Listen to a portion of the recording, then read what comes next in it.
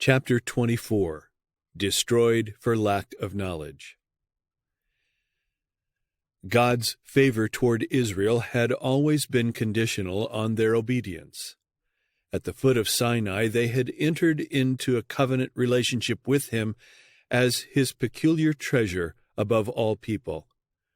Solemnly they had promised to follow in the path of obedience. All that the Lord hath spoken, we will do, they had said. Exodus 19, verses 5 and 8. And when, a few days afterward, God's law was spoken from Sinai, and additional instruction in the form of statutes and judgments was communicated through Moses, the Israelites with one voice had again promised, "All the words which the Lord hath said will we do."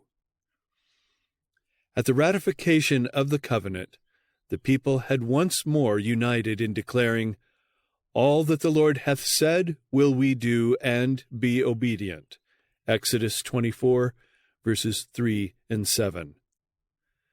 God had chosen Israel as his people, and they had chosen him as their king. Near the close of the wilderness wandering, the conditions of the covenant had been repeated. At Baal Peor, on the very borders of the Promised Land, where many fell a prey to subtle temptation, those who remained faithful renewed their vows of allegiance. Through Moses they were warned against the temptations that would assail them in the future, and they were earnestly exhorted to remain separate from the surrounding nations and to worship God alone.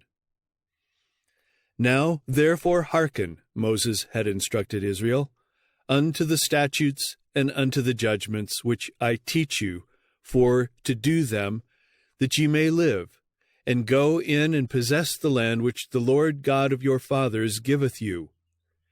Ye shall not add unto the word which I command you, neither shall ye diminish aught from it, that ye may keep the commandments of the Lord your God which I command you. Keep therefore and do them, for this is your wisdom and your understanding in the sight of the nations, which shall hear all these statutes and say, Surely this great nation is a wise and understanding people." Deuteronomy 4, verses 1 to 6. The Israelites had been specially charged not to lose sight of the commandments of God, in obedience to which they would find strength and blessing.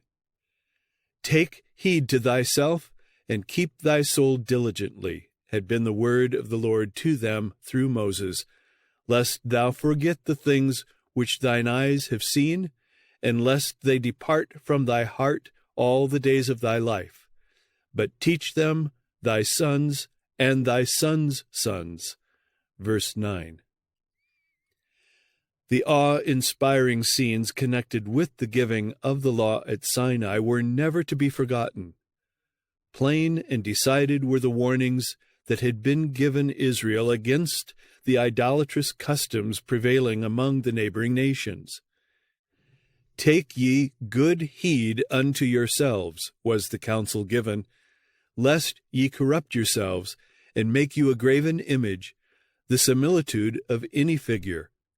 And lest thou lift up thine eyes unto heaven, and when thou seest the sun and the moon and the stars, even all the host of heaven, shouldest be driven to worship them and serve them, which the Lord thy God hath divided unto all nations under the whole heaven. Take heed unto yourselves, lest ye forget the covenant of the Lord your God, which he made with you, and make you a graven image, or the likeness of anything which the Lord thy God hath forbidden thee." Verses 15, 16, 19, and 23. Moses traced the evils that would result from a departure from the statutes of Jehovah. Calling heaven and earth to witness, he declared that if, after having dwelt long in the land of promise, the people should introduce corrupt forms of worship and bow down to graven images, and should refuse to return to the worship of the true God, the anger of the Lord would be aroused, and they would be carried away captive and scattered among the heathen. Ye shall soon utterly perish from off the land whereunto ye go over Jordan to possess it, he warned them. Ye shall not prolong your days upon it, but shall utterly be destroyed. And the Lord shall scatter you among the nations, and ye shall be left few in number among the heathen, whither the Lord shall lead you. And there ye shall serve gods, the work of men's hands, wood and stone, which neither see, nor hear, nor eat, nor smell. Verses 26 to 28. This prophecy, fulfilled in part in the time of the judges, met a more complete and literal fulfillment in the captivity of Israel in Assyria and of Judah in Babylon. The apostasy of Israel had developed gradually. From generation to generation, Satan had made repeated attempts to cause the chosen nation to forget the commandments, the statutes, and the judgments that they had promised to keep forever. Deuteronomy 6, verse 1. He knew that if he could only lead Israel to forget God and to walk after other gods and serve them and worship them, they would surely perish. Deuteronomy 8, verse 19. The enemy of God's church upon the earth had not, however, taken fully into account the compassionate nature of him who will by no means clear the guilty, yet whose glory it is to be merciful and gracious, long-suffering, and abundant in goodness and truth, keeping mercy for thousands, forgiving iniquity and transgression and sin. Exodus 34, verses 6 and 7. Despite the efforts of Satan to thwart God's purpose for Israel, nevertheless, even in some of the darkest hours of their history, when it seemed as if the forces of evil were about to gain the victory, the Lord graciously revealed himself. He spread before Israel the things that were for the welfare of the nation.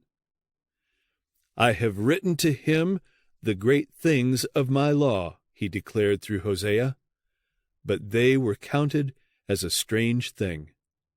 I taught Ephraim also to go, taking them by their arms, but they knew not that I healed them. Hosea 8, verse 12, chapter 11, verse 3. Tenderly had the Lord dealt with them, instructing them by his prophets line upon line, precept upon precept. Had Israel heeded the messages of the prophets, they would have been spared the humiliation that followed.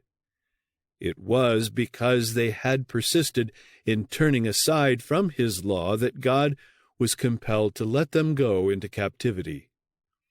My people are destroyed for lack of knowledge, was his message to them through Hosea. Because thou hast rejected knowledge, I will also reject thee, seeing thou hast forgotten the law of thy God. Hosea 4, verse 6. In every age, transgression of God's law has been followed by the same result. In the days of Noah, when every principle of right doing was violated, and iniquity became so deep and widespread that God could no longer bear with it, the decree went forth, I will destroy man whom I have created from the face of the earth. Genesis 6, verse 7. In Abraham's day, the people of Sodom openly defied God and his law, and there followed the same wickedness, the same corruption, the same unbridled indulgence that had marked the antediluvian world. The inhabitants of Sodom passed the limits of divine forbearance, and there was kindled against them the fire of God's vengeance. The time preceding the captivity of the 10 tribes of Israel was one of similar disobedience and of similar wickedness. God's law was counted as a thing of naught, and this opened the floodgates of iniquity upon Israel. The Lord hath a controversy with the inhabitants of the land, Hosea declared, because there is no truth, nor mercy, nor knowledge of God in the land. By swearing and lying and killing and stealing and committing adultery, they break out, and blood toucheth blood. Hosea 4, verses 1 and 2.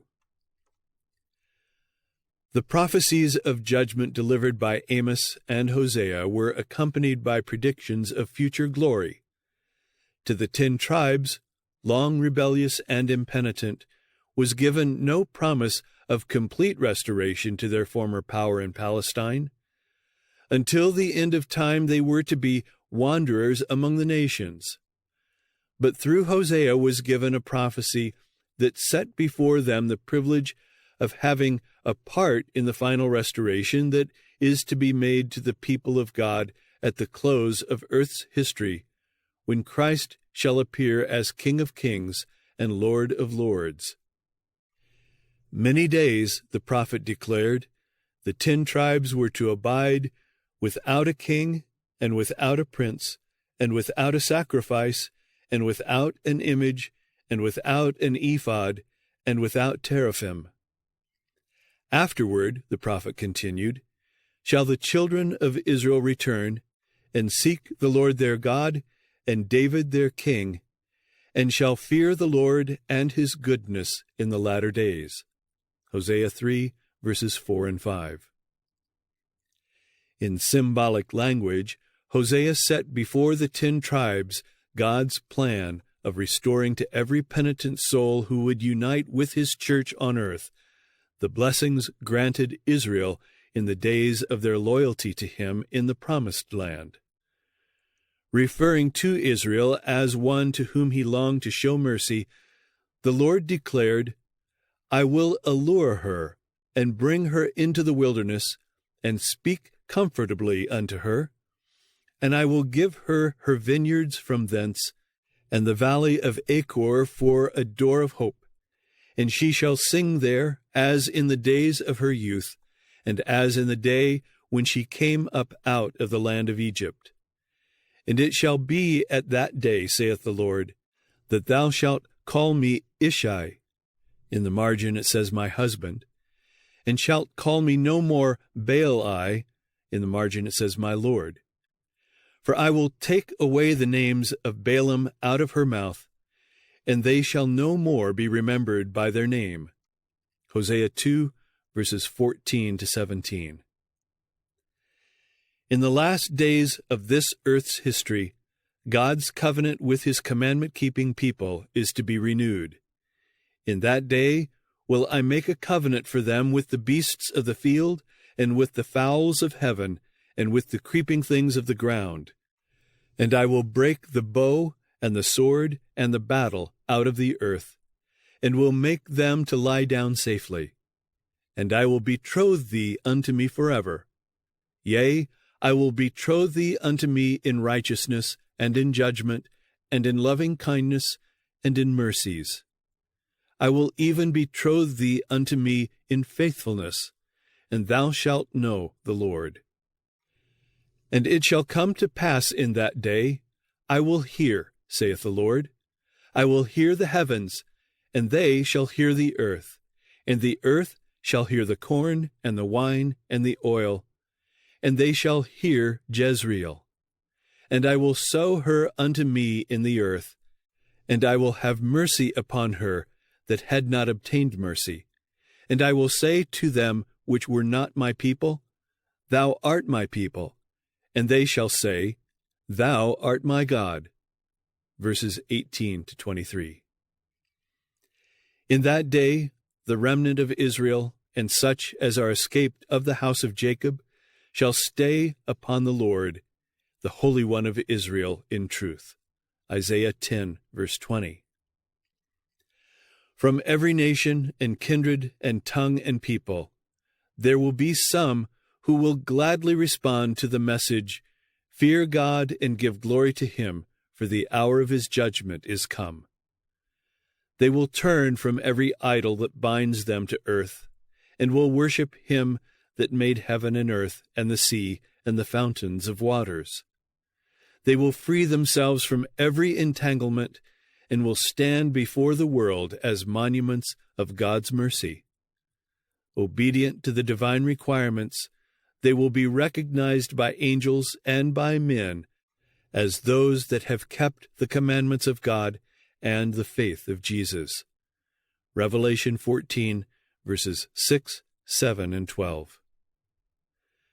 Behold, the days come, saith the Lord, that the plowman shall overtake the reaper, and the treader of grapes him that soweth seed. And the mountains shall drop sweet wine, and all the hills shall melt. And I will bring again the captivity of my people of Israel, and they shall build the waste cities, and inhabit them. And they shall plant vineyards, and drink the wine thereof. They shall also make gardens, and eat the fruit of them. And I will plant them upon their land, and they shall no more be pulled up out of their land, which I have given them, saith the Lord thy God. Amos 9, verses 13 to 15.